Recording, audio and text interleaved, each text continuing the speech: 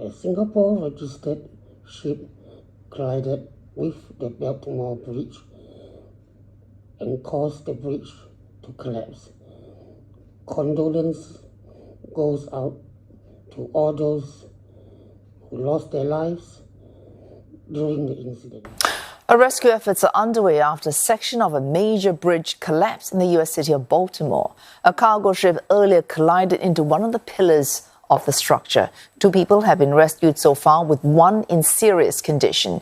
The city's fire department has called it a mass casualty event, with search operations looking for 7 individuals. But numbers are still not confirmed as authorities continue to assess the situation.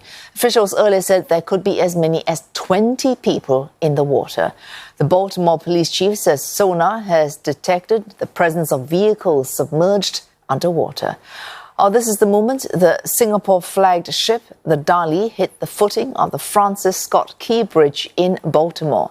Maryland's governor has declared a state of emergency after the incident and says he's working with an interagency team to deploy federal resources.